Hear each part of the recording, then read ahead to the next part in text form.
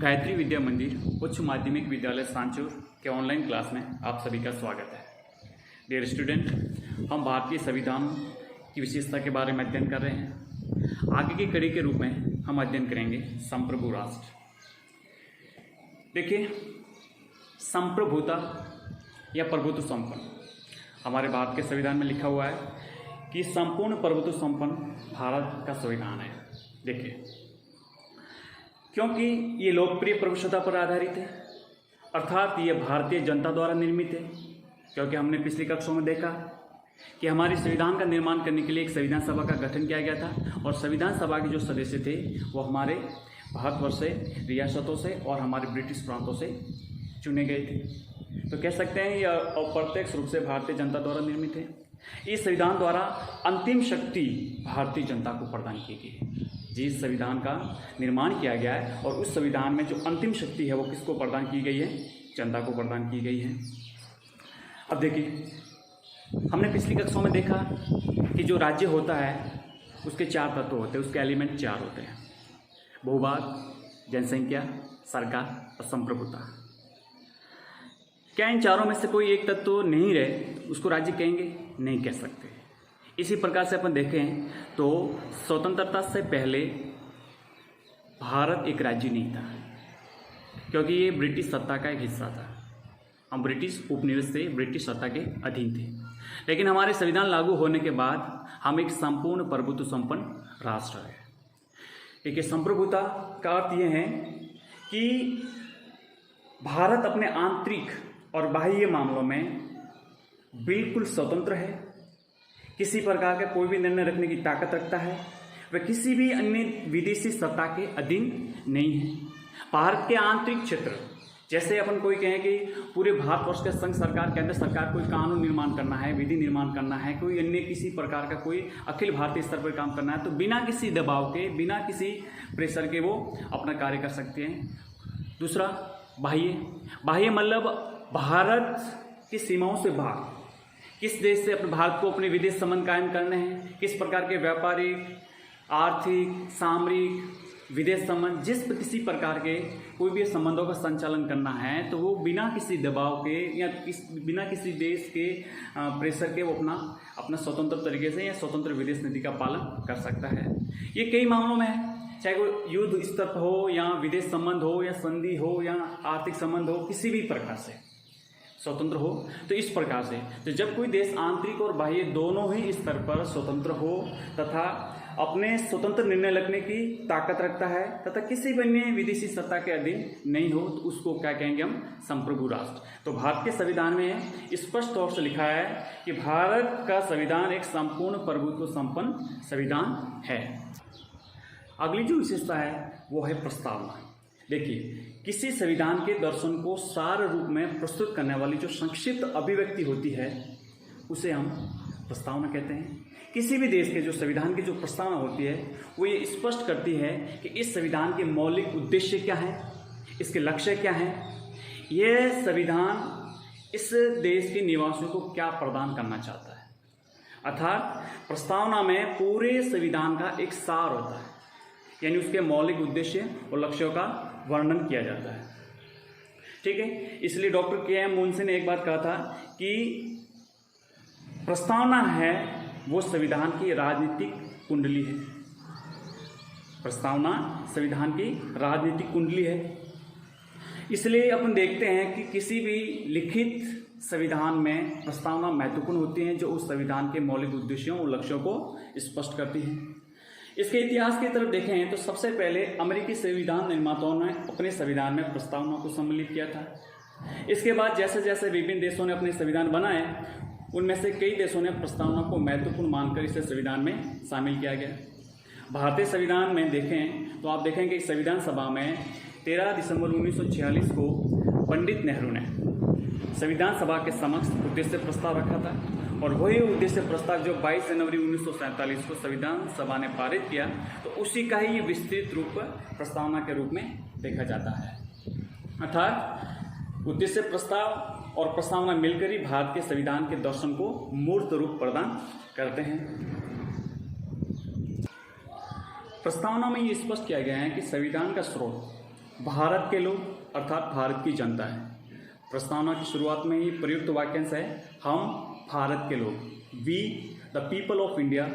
इस प्रयोजन की पूर्ति करता है अर्थात भारतीय राज व्यवस्था के लोकतांत्रिक पक्ष को प्रस्तुत करता है। भारतीय संविधान की अगली महत्वपूर्ण विशेषता है संसदीय व्यवस्था। देखिए, ये हमारे संविधान की सबसे महत्वपूर्ण विशेषताओं में से एक है और ये जो विशेषता है वो हमने इंग्लैंड के संविधान से अपनाई थी, क्योंकि स्वाधीनता प्राप्ति से पहले भारतीय समाज इसका अभ्यस्त हो चुका था और 1935 के भारत सरकार अधिनियम से ये प्रणाली लागू की गई थी। देखिए, भारत ब्रिटिश उपनिवेश था, भारत पर अंग्रेजी शासन था और इंग्लैंड एक संसदात्मक व्यवस्था वाला देश है। वहाँ पर जो लोकतांत्रिक ढांचा है वो संसदीय व्यवस्था वाला है। तो अंग्रेजी सरकार द्वारा समय समय पर जो भारत में अलग अलग समय पर जो कानून लाए गए थे, तो स्वाभाविक था कि इस संसदीय व्यवस्था की जो एक छाप थी वो हमारे भारतीय राज व्यवस्था पर भी प्रत्यक्ष और अप्रत्यक्ष रूप से इस पर थी। तो हम इसके आदी हो चुके थे, इस व्यवस्था से करीब करीब हम नज़दीक थे। दूसरा एक प्रश्न ये भी था कि हमारी संसद जो संविधान सभा में अपने संविधान का निर्माण किया जा रहा था, तो उस समय हमारे संविधान सभा के सदस्यों को कईयों का ये मत था कि हम अमेरिका की तरह अध्यक्षात्मक व्यवस्था को अपनाएं। तो कई हमारे संविधान सभा के सदस्यों ने कहा कि नहीं, हम संसदीय व्यवस्था को स्वीकार करें। तो इस प्रकार से ये दोनों पक्षों के मध्य सर्वसहमति होते हुए संसदीय व्यवस्था को स्वीकार किया गया। जो भारतीय संसद है वो राष्ट्रपति, लोकसभा और राज्यसभा से मिलकर बनती है।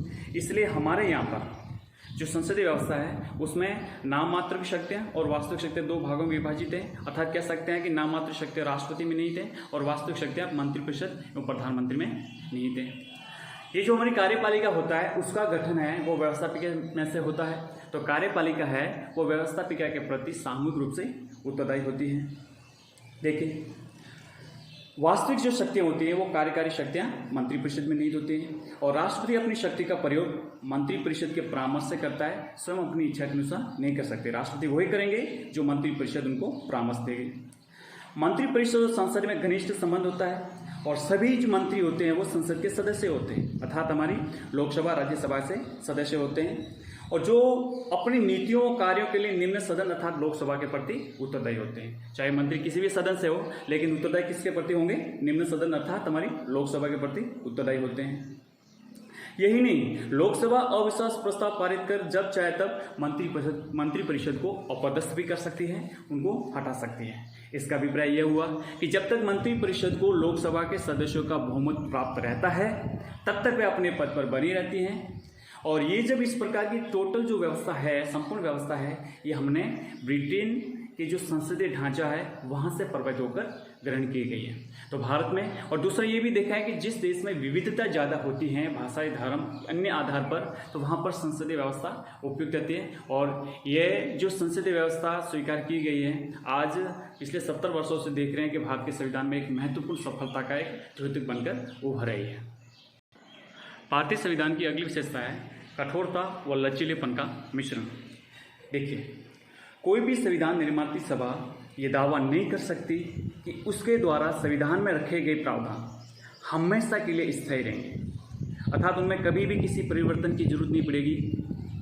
ये कहना उचित नहीं है। इसलिए किसी भी देश के संविधान निर्माताओं को इस बात पर ये विचार करना होता है कि संविधान में संशोधन करने का अधिकार किससे वो कितनी मात्रा में दिया जाए। यानी जरूरी है कि समय के साथ और गतिशील रहने के लिए स्वाभाविक है कि समय समय पर उसमें संशोधन करने अति आवश्यक होंगे। लेकिन प्रश्न भी ये होता है कि ये संशोधन करने का अधिकार किसे दिया जाए, कितनी मात्रा में दिया जाए, ये अपने आप में एक प्रश्न है। जिन देशों में राज व्यवस्था एकात्मक होती है अर्थात यूनिटी ढांचे पर आधारित होती है, उनके संविधान प्राय लचीले होते हैं या शून्य होते हैं या फ्लेक्सिबल होते हैं। देखिए, महत्वपूर्ण है, जिन देशों की राजनीतिक व्यवस्था एकात्मक ढांचे पर आधारित होती है तो उन देशों में स्वाभाविक तौर पर संविधान लचीला होता है। उसमें जब चाहे तब संशोधन किए जा सकते हैं और संशोधन बहुत ही आसानी से होते हैं, अर्थात सरल प्रक्रिया से उन्हें बदला जा सकता है। लेकिन दूसरी ओर जिन देशों में राज व्यवस्था संघात्मक होती है अर्थात फेडरल सिस्टम पर डिपेंड होते हैं या संघात्मक ढांचे पर आधारित होती है, उनका संविधान प्राय कठोर व अनम्य होता है। उनका संविधान प्राय कठोर होता है। वहाँ पर संविधान में संशोधन करना मुश्किल होता है, अर्थात बेहद जटिल प्रक्रिया से गुजरना पड़ता है। तब ये हमारे सामने दोनों प्रश्न थे कि किस प्रकार की व्यवस्था को स्वीकार करें। भारतीय संविधान निर्माता इन दोनों ही अतिवादी स्थितियों से बचना चाहते थे। वे न तो इंग्लैंड की तरह भारत की संसद को ऐसी शक्ति देना चाहते थे कि वे निर्बाध तरीके से संविधान में किसी भी प्रावधान में संशोधन कर सकें, और न ही अमेरिका व्यवस्था की तरह संविधान संशोधन की प्रक्रिया को इतना कठिन बनाना चाहते थे कि आवश्यक परिस्थितियां होने पर भी संविधान को न बदला जा सके। मतलब हमारे सामने दो विकल्प थे कि क्या संविधान संशोधन प्रक्रिया इंग्लैंड की तरह अपनाई जाए, जहां पर संविधान में संशोधन करना बहुत ही आसान है, और दूसरी तरफ अमेरिका जो एक संघात्मक देश है, और वहाँ पर संविधान में संशोधन करना बहुत ही मुश्किल हो जाता है, एक जटिल प्रक्रिया से गुजरना पड़ता था। इसलिए हमने क्या किया है, दोनों ही देशों के जो संविधान संशोधन की प्रक्रिया है उसका एक मिश्रण किया, अर्थात कुछ प्रावधानों में कठोरता का समावेश किया गया तो कुछ प्रावधानों में लचीलेपन का समावेश किया गया। भारत के संविधान में जो संविधान संशोधन होता है उसका उल्लेख अनुच्छेद 368 में किया गया है, लेकिन प्राय हमारे संविधान में 3 प्रकार से संविधान संशोधन होता है। एक एक करके हम समझने का प्रयास करते हैं। सबसे पहले है साधारण बहुमत, सिंपल मेजोरिटी। साधारण बहुमत से किए जाने वाले जो संशोधन होते हैं, देखिए, संविधान के जिन उपबंधों का विशेष संवैधानिक महत्व नहीं है उनमें संशोधन के लिए अत्यंत लचीली प्रक्रिया को अपनाया गया है। मतलब संविधान के वो उपबंध जिनमें प्राय इतना कोई महत्वपूर्ण उनका महत्व नहीं होता है, तो ऐसे प्रावधानों को बदलने के लिए बेहद लचीली प्रक्रिया को अपनाया गया है। और ऐसे उपबंधों के संशोधन के लिए संसद का केवल साधारण बहुमत अर्थात दोनों सदनों में उपस्थित तथा मत देने वाले सदस्यों के आधे से अधिक की सहमति ही पर्याप्त है। मैं रिपीट कर रहा हूँ, आप बोर्ड पे देखिए। साधारण बहुमत में क्या होता है, दोनों सदनों में अर्थात हमारी लोकसभा और राज्यसभा दोनों सदनों में उपस्थित तथा मत देने वाले सदस्यों के आधे से अधिक, यानी कुल संख्या के आधे से अधिक सदस्यों की अगर सहमति है तो वो साधारण बहुमत से संशोधन हो जाएगा। ठीक है, अब देखिए इस साधारण बहुमत से किस प्रकार के संशोधन होते हैं, जैसे नए राज्यों का निर्माण करना है, या उनकी सीमाओं या नाम में परिवर्तन करना है, राष्ट्रपति, उपराष्ट्रपति, न्यायाधीश या कुछ अन्य संवैधानिक पदों से संबंधित वेतन या भत्ते संशोधित करना है, या फिर संसद द्वारा संसदीय विशेषाधिकारों को परिभाषित करना है, संसद सदस्यों के वेतन भत्तों की व्यवस्था करनी है, या संसद द्वारा सर्वोच्च न्यायालय के अधिकार क्षेत्रों को परिवर्तित करने की शक्ति है, या किसी राज्य में विधान परिषद का निर्माण करना या विधान परिषद को उत्साधन करना, या संघ राज्य क्षेत्रों के लिए मंत्री परिषद का सृजन करना। तो ये जो मैंने आपको बताया, इस प्रकार के कोई संशोधन करने हैं या इसमें कोई बदलाव करना है या इस निर्माण करना है तो वो प्राय किससे होंगे, साधारण बहुमत से। पर समझने वाली महत्वपूर्ण बात यह है कि साधारण बहुमत से जो भी संविधान में संशोधन होगा वो अनुच्छेद 368 के तहत संविधान संशोधन नहीं माना जाएगा, यानी उसकी में किसी प्रकार का संविधान में संशोधन जरूर हो जाएगा लेकिन वो 368 के तहत नहीं माना जाएगा। अनुच्छेद 368 में केवल 2 प्रक्रियाओं का उल्लेख किया गया है, एक है विशेष बहुमत के आधार पर किए जाने वाले संशोधन और दूसरा है विशेष बहुमत के आधार के साथ साथ आधे से अधिक राज्यों की अनुमति या सहमति। तो सबसे पहले समझते हैं सेकंड, यानी विशेष बहुमत के आधार पर किए जाने वाले संशोधन। देखिए, संविधान के अधिकांश उपबंध इसी वर्ग में है, अर्थात संविधान में ऐसे काफ़ी उपबंध हैं जो विशेष बहुमत से ही संशोधित हो सकते हैं, और उन उपबंधों का जो संबंध है, यानी जिस उपबंधों को संशोधित करना है उनका संबंध भारत के संघीय ढांचे से हैं, अर्थात हमारे भारत का जो फेडरल स्ट्रक्चर है उससे वो जुड़े हुए हैं। ठीक है, तो भारत के संघीय ढांचे हैं, उन्हें छोड़कर अनुच्छेद 368 के अंतर्गत संशोधन माने जाने वाले सारे उपबंध इसी वर्ग में। अर्थात देखिए, मैंने आपको दो बताइए, विशेष बहुमत और विशेष बहुमत के साथ साथ आधे से अधिक राज्यों का समर्थन। तो जो भारत के संघीय ढांचे हैं उनको छोड़कर शेष जो भी संविधान में उपबंध है उनका संशोधन विशेष बहुमत के आधार पर होगा। और विशेष बहुमत से क्या तात्पर्य है, तो ये समझिए, मतलब ऐसे संशोधन विधेयक जो सदन की कुल संख्या के बहुमत का समर्थन हासिल होना चाहिए, सदन की कुल संख्या का बहुमत समर्थन हासिल होना चाहिए। और सदन की कुल संख्या का अर्थ सदन की औपचारिक समस्त संख्या से है, न कि तात्कालिक संख्या से। देखिए, समझने वाली बात यह है कि सदन की कुल संख्या जो हमारी लोकसभा है और राज्यसभा है उनकी कुल संख्या के कुल संख्या, यानी जैसे हमारी लोकसभा की है 545, ठीक है, तो 545 की कुल संख्या के बहुमत का, न कि तात्कालिक समय। अब तात्कालिक किसी समय कम भी हो सकती है, कभी पूर्ण नहीं रहती है सदन में संख्या सभी सांसदों की। तो ये इन्होंने बताया कि जब भी विशेष बहुमत से कोई भी संविधान संशोधन जब वो संशोधन पारित होगा तो उसमें कुल संख्या है। और दूसरा इसमें बताया गया है कि प्रत्येक सदन में उस विधेयक को उपस्थित तथा मतदान करने वाले सदस्यों में से कम 2/3 का समर्थन प्राप्त होना चाहिए। कुल संख्या में उपस्थित मतदान करने वाले सदस्यों के कम से कम 2/3 समर्थन प्राप्त होना चाहिए, तभी वो उस सदन से पारित माना जाएगा, अन्यथा नहीं। और यही प्रक्रिया दूसरे सदन में भेजी जाएगी और दूसरे सदन में भी इसी प्रक्रिया से गुजरना पड़ेगा, तब फिर ये दोनों सदनों से पारित होने के बाद राष्ट्रपति के पास जाएगा संशोधन। ये हो गया विशेष बहुमत से।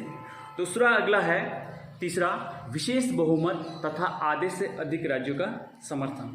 देखिए, संविधान में कुछ उपबंधों का संशोधन करने के लिए अत्यंत कठिन प्रक्रिया को अपनाया गया है। ये प्रावधान है जिनका संबंध हमारे संविधान के संघात्मक ढांचे से है, मतलब संविधान के अंतर्गत वे ढांचे या जो हमारे संघीय ढांचे में मूल शामिल हैं उनमें किसी प्रकार का कोई भी संशोधन करना है, उसके लिए ये प्रक्रिया अपनाई जाती है। देखिए, पहले वही विशेष बहुमत के दोनों सदनों से विशेष बहुमत द्वारा पारित किया जाना आवश्यक है। और विशेष बहुमत का अर्थ मैंने आपको पहले बताया कि सदन की कुल संख्या के बहुमत के साथ साथ उपस्थित व मतदान करने वाले सदस्यों के 2/3 संख्या के समर्थन से ये हो गया।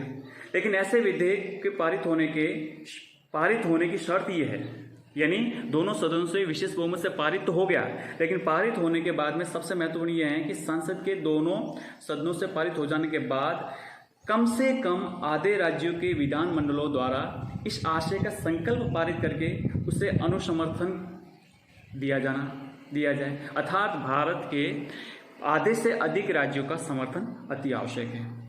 ठीक है, इस प्रकार आधे से अधिक राज्यों की अनुमति या समर्थन मिल जाता है, उसके बाद में फिर राष्ट्रपति को भेजा जाता है हस्ताक्षर के लिए और संविधान संशोधन हो जाता है। तो इसमें अपन उदाहरण देखेंगे कि अगर इस प्रक्रिया से कौन कौन से जो संविधान संशोधन हो सकते हैं, जिसमें जैसे राष्ट्रपति के निर्वाचन से जुड़े उपबंध हैं, संघ या राज्यों की कार्यपालक शक्ति के विस्तार से जुड़े उपबंध हैं, या फिर संघ और राज्यों के मध्य विधायी शक्ति के वितरण से जुड़े उपबंध हैं, या संसद में विभिन्न राज्यों के प्रतिनिधित्व से जुड़े विषय हैं, या 7वीं अनुसूची के किसी विषय से संबंधित विषय हैं, या अनुच्छेद 368 में किसी प्रकार का कोई परिवर्तन करना है, तो ये प्राय विशेष बहुमत के साथ साथ आधे से अधिक राज्यों के समर्थन की आवश्यकता होती है, तभी ये होता है। तो हमने देखा कि भारत के संविधान में संशोधन किस प्रक्रिया से होता है। तो स्पष्ट तौर से अपन कह सकते हैं कि भारत के संविधान में जो संविधान संशोधन प्रक्रिया को स्वीकार किया गया है उसमें कठोरता और लचीलेपन दोनों का मिश्रण पाया जाता है और दोनों का ही सामंजस्य और समन्वय पाया जाता है।